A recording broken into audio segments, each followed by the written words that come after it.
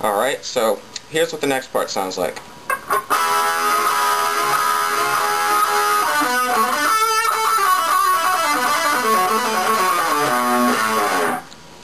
Alright, so now we're getting into some really tricky parts. And this part can be very improvised. It doesn't have to be exactly the way it is on the record. I'm going to try and teach you the way he does it on the record. But if you just do some little...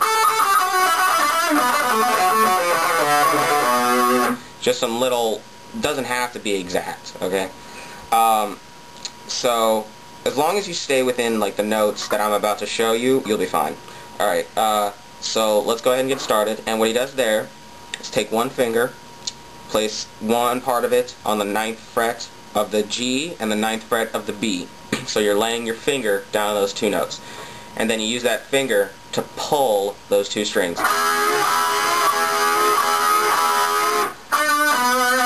And then that's the 7th fret of the G to the 9th fret of the D.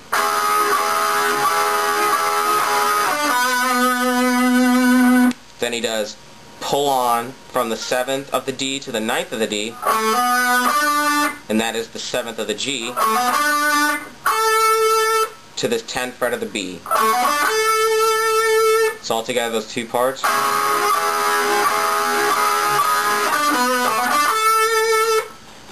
And then you get into this whole thing.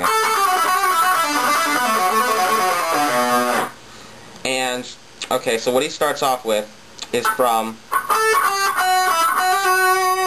and that's 10 on the B, to 8 on the B, to 7 on the B,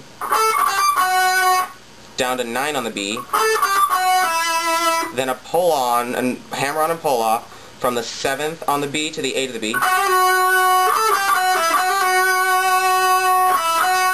and then another 9 from the G to the 7 of the B,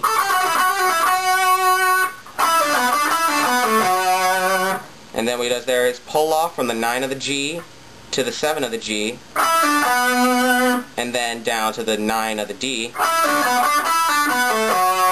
So after you do that pull off, do another pull off, and then do a pull off from the 9 to the 7 of the D, and then end on the 9 of the A. So one more time, all together.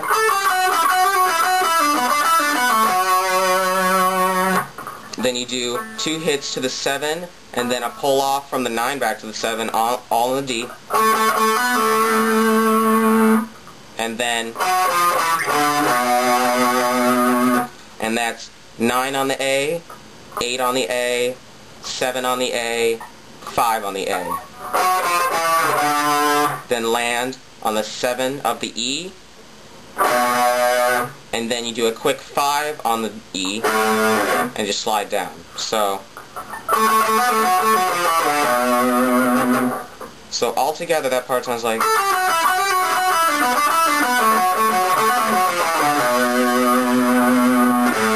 So altogether,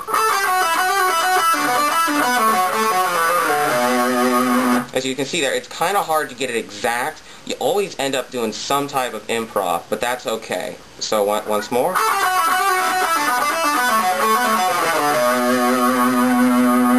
So altogether, that whole thing.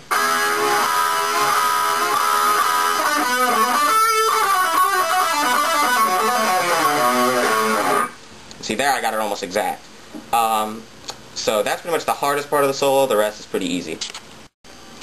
Alright, so the next part of the solo sounds like this.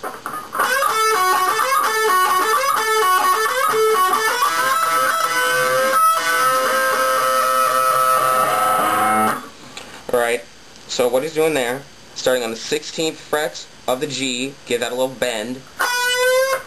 Then the 14th fret of the G, give that a little bend as well.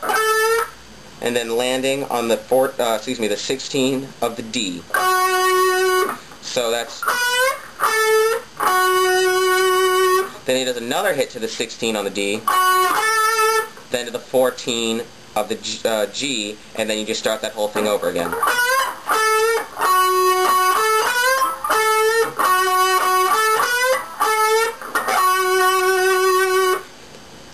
do that 4 times, so... And then on the 5th time, you go right back up from that 16 of the D to the 14 of the G, and then you do this little bend.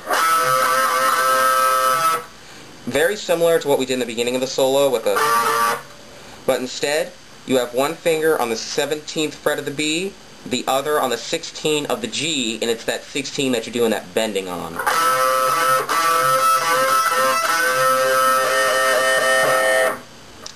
And what you do there is you go bend, 17, bend, 17. So you go back and forth with the bending and the 17. So you do that like 3 or 4 times, and then give out one big bend.